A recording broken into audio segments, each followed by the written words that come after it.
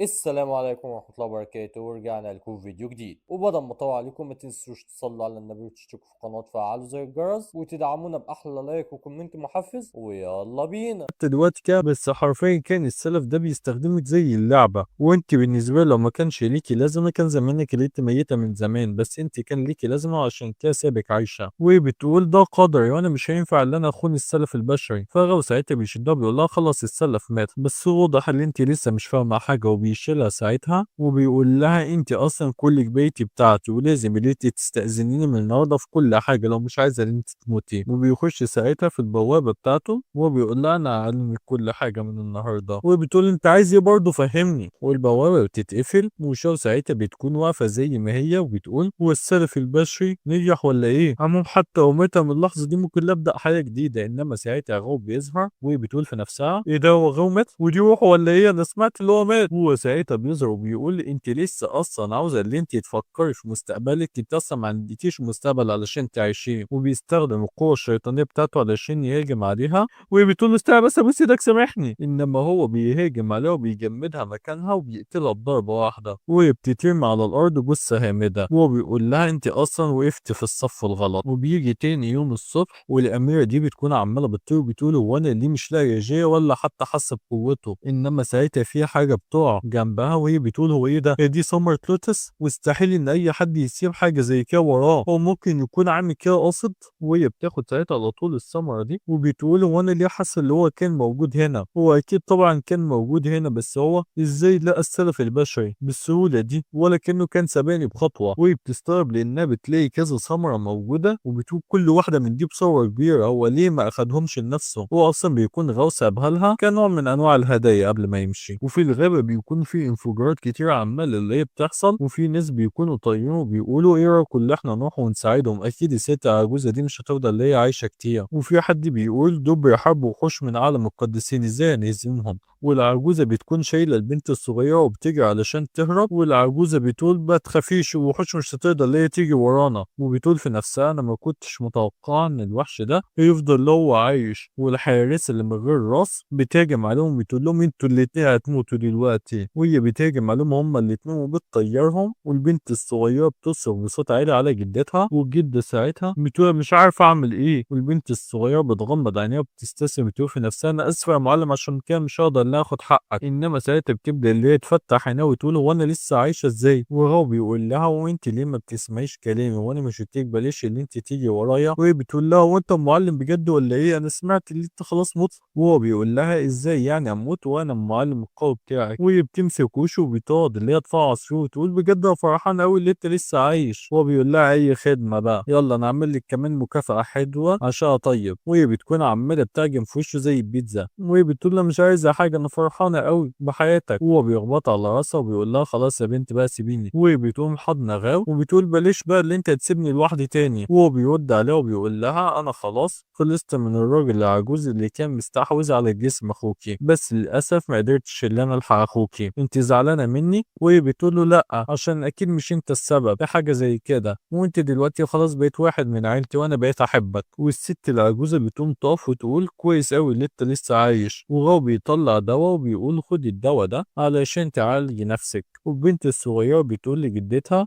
جدتي انا اسفه ان انا نسيت اطمن عليك، انت عامله ايه؟ وهي بتقول لها انا كويسه ما تقلقيش. والحارسه بتكون ماسكه السيف بتاعها وبتقول كلكم هتموتوا هنا. وغاو ساعتها بيقوم يقف وبيستعد اللي هو يهاجم، والبنت الصغيره بتقول يا معلم البنت دي قويه قوي. وجدتها بتقول لها ما تخافيش غاو يقدر اللي هو يتعامل. وهو بيقول في نفسه هو دي السجيه بيسيطر عليها، انا هقدر دلوقتي لا استخدمها علشان اعمل لقطه حلوه قبل ما ارجع للعالم بتاعي. وبيستخدم القوه الشيطانيه بتاعته، وكل الناس بتاخد بالها من القوه دي اللي بتوصل للسماء. وفي بنت من واقفين بيقولوا ايه اللي حصل وايه القوه دي كلها، وحد تاني بيقول دي طاقه شيطانيه. وكلهم بيكونوا خايفين جدا اصلا وبيقولوا ايه القوه المرعبه دي اكيد قوه الشيطان اللي متسجله عندها في الكتب القديمه، دي كده اكيد مشكله كبيره قوي للعالم بتاعنا، احنا لازم ان احنا نرجع ونقول لكل الناس. وهو بيكون طاير في الجو يقول صدق اللي انت فعلا شيطان انا رايح شو انا النهارده هخلص العالم من القوه دي. وكل الناس بيفرحوا اول ما بيشوفوا غاو، وحد فيهم بيقول ايوه هو ده اللي هو الراجل من العالم العلوي اللي يجي ينقذنا. وحد تاني بيقول بس غريب انا شفته قبل كده وهو بيموت. وفي حد بيقول قوته محدش يقدر اللي هو يقيسها. وغاو بيقول انا هقتلك دلوقتي، وبيستخدم هجوم كبير قوي بيهاجم عليها وبيقدر اللي هو يدمرها. وحرفيا المسرحيه بتاعته بتنجح، والنظام بيقول له اللي انت اخدت دلوقتي سمعه كويسه قوي ونقط الحظ بتاعتك زادت. والعجوزه بتقول غاو انت فعلا احسن حد انا قابلته في حياتي. وهو بيقول لها لا لا ما عملتش حاجه. والبنت الصغيره بتقول انا فعلا بحبك قوي. وهو بيقول لها انا زي اخوك الكبير في عادي. وهو بيقول لها يلا بينا دلوقتي علشان نرجع العالم العلوي.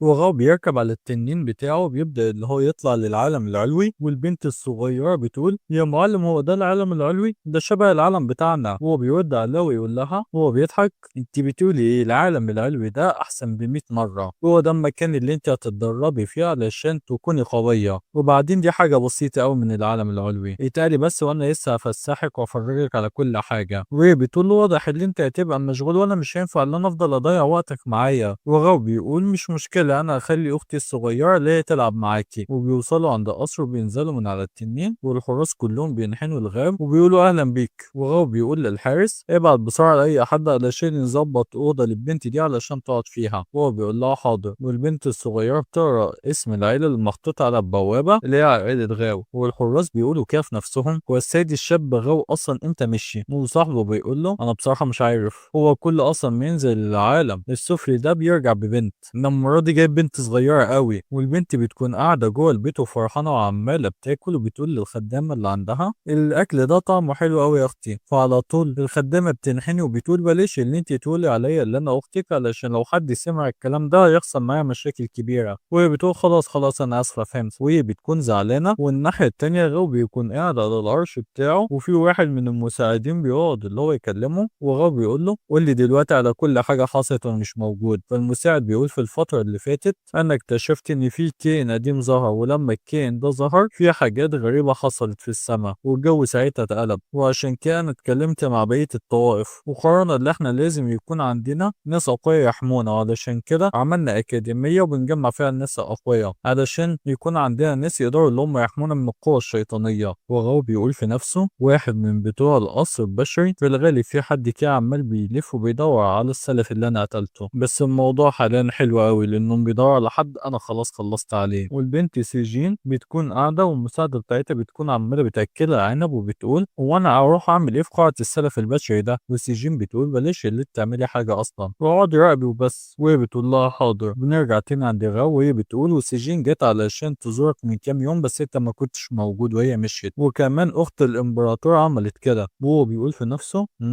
كل دول ناس اغبياء وكلهم هيكونوا تحت طور قريب. وفي مكان تاني بيكون في سفينه طريه واخت غاو بتنزل منها. وساعتها واحد من الحراس بيقول انسه ايه رجعت، ايه اخبارك يا انسه رحلتك كانت كويسه؟ وهي بترد عليه وهي بتضحك وبتقول ايوه وكمان لقيت ابويا. وبتقول في نفسها هو بس مش قادر اللي هو يرجع للطائفه دلوقتي، بس كويس اللي انا لقيته. بتطلع مكافاه للحارس وبتديله المكافاه دي، والحارس بينحن لها وبيقول وهو فرحان الف مبروك ليكي. وير بتقول انت كده كده عملت اللي عليك ودي مكافاه بسيطه. والحارس التاني بيقول في نفسه البنت دي باين عليها اللي هي فرحانه، هي اصلا باين عليها اللي هي بخيله وعمرها ما كانت كريمه كده. والحارس ساعتها بياخد المكافاه وهو فرحان قوي وبيشكر ايه. وهي بتقول هو غاو رجع ولا لسه؟ فالحارس بيقول ايوه هو رجع وهو معاه كده بنت صغيره. والحارس التاني بيقول هو بيضحك ايوه وكمان البنت ده عمال اللي هو بيلعبها. وهي بتستغرب لما بتسمع الكلام ده وبتقول صغيره وطيبه وهاديه، وبتسرح بخيالها ان دي بنت صغيره بتحاول ان هي توقع غاو في حبها. وهي ساعتها على طول بتديه وبتاخد المكافاه من الحارس وبتقول انت اصلا ما عملتش اللي عليك وخليت ناس غريبه اللي هم يخشوا في الطائفه، انا هاخد المكافاه دي. والحراس بيستغربوا وهي بتكون متعصبه قوي وبتفتح الباب وبتقول لها سمعت ان غاو جاب بنت صغيره، وريني البنت دي. وهي بتكون قاعده مع الخدامه والخدامه بتقول لها انسه ايه؟ وهي بتقول اكيد انت البنت الصغيره اللي غاو جابها. وهي بتقول ايوه ازيك يا عمتي. وهي بتتصدم وبتستغرب اول ما بتسمع الكلمه دي، بتقول هو انت قلت ايه دلوقتي؟ وبعد شويه وقت البنت الصغيره دي بتكون لابسه فستان الفستان وفرحانة وبتقول يا معلم الفستان ده حلو قوي، انا بصراحة حبيته قوي وهلبسه كل يوم. وهو بيقول لها تمام اعمل اللي انت عاوزاه. وهي بتكون فرحانة قوي وبتقول لإير شكرا على الهدية دي. وإير بتقول طب ايه يا عم غير مفيش اي هدية لاختك الصغيرة. وهو بيقول لها امشي انت دلوقتي علشان عاوز لها اتدرب. وهي بتاخد البنت الصغيرة وبتمشي. وهي بتقول يلا علشان نمشي من هنا انا افسحك شوية. وهي بتقول لها اروح معاها يا معلم. وهي بيقول لها ايوه روحي معاها. وبعدين انا اصلا فرحان عشان انتوا الاتنين بدأتوا اللي انتوا تتفقوا. وبيقول في نفسه اكيد اختي مش سالكة وبتحاول اللي هي تعرف انا ليه جبت البنت الصغيرة دي هنا، وانا فعلا مستني اللي هي تعرف بفارغ الصبر. وبيكون في ساعتها سفينة كبيرة جاية والقديسة ساعتها بتنزل منها وبتقول استنوا انتوا هنا علشان اروح وازور السيد الشاب. وحد من الطائفة بيقول ماشي احنا هنستنى بس بلاش اللي انت تتأخري. وهي بتروح وتقول انا عاوز اللي اتكلم مع السيد الشاب لوحدنا، استنى انت هنا. وبتكون بتكلم المساعدة بتاعتها بتخش جوه القصر والحراس بيكونوا واقفين ومستغربين. وحد فيهم بيقول هي العيلة دي غريبة قوي كده ليه. وحد تاني بيقول مش عارف فعلا دي المرة 100 ان حد يخش الغاو ده، كل شوية حد جديد يخش له. وهي بتظهر ساعتها شخصيتها حقيقية قصاد غاو بتقول له انا رجعت. وهو بيقول لها بجد شكرا ليك على الشغل العالي اللي انت عملتيه. والقديسة بتخفي التنكر بتاعها وبتظهر اللي هي اصلا جاية وبتقول ما حدش شك فيا الفترة اللي فاتت، بس في حاجات كتير انا عملتها غلط علشان انا اصلا مش عارفة صاحبة الجسم ده كويس. وغاو بيقول مش مشكلة انا عارف اصلا ان الموضوع صعب عليكي وانا اصلا كنت خايف عليكي. وبيكون حظها اصلا 6666 نقطة حظ.